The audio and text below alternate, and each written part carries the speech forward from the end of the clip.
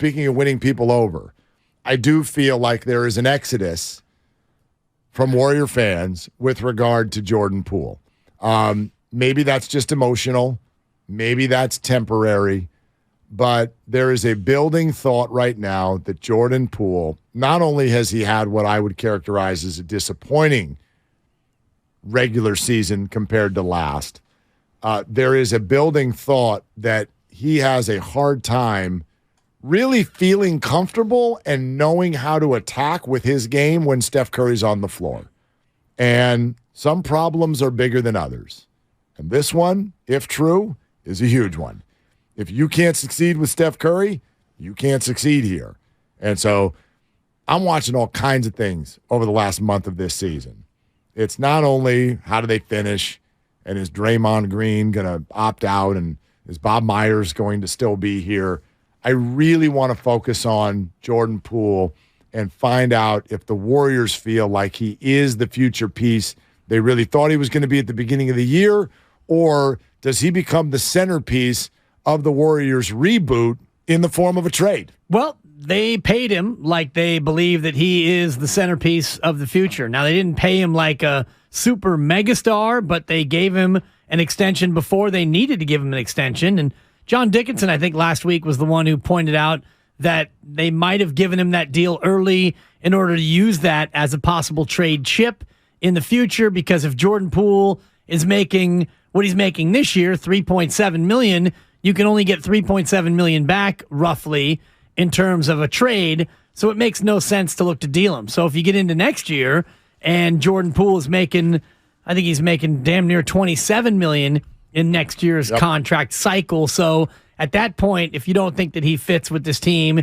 if he doesn't fit with Steph Curry, if you don't think that what you've seen from Jordan Poole is going to work going forward, then at that point, you can look to trade Jordan Poole and get back similar salary in return, bringing in a veteran who Steph, Clay, and Dre, assuming that Draymond opts in, a player that they may be more willing to play alongside. Because if you think about it, next year, you're going to have Gary Payton II, assuming he's healthy.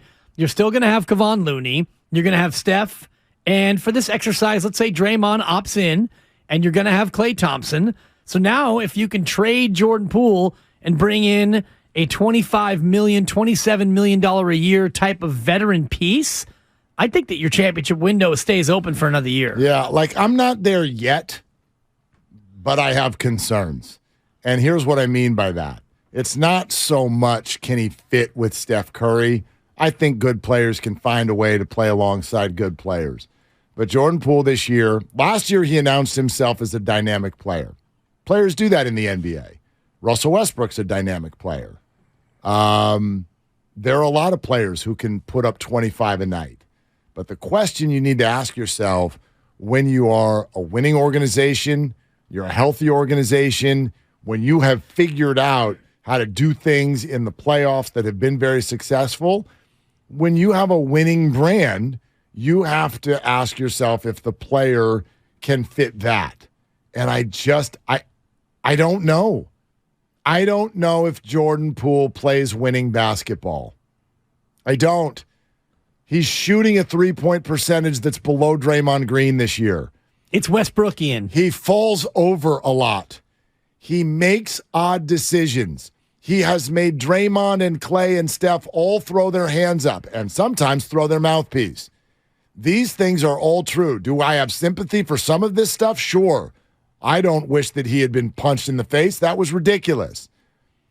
But he has exasperated his teammates. He has made all of you pull your hair out, let's be honest. He falls down a lot.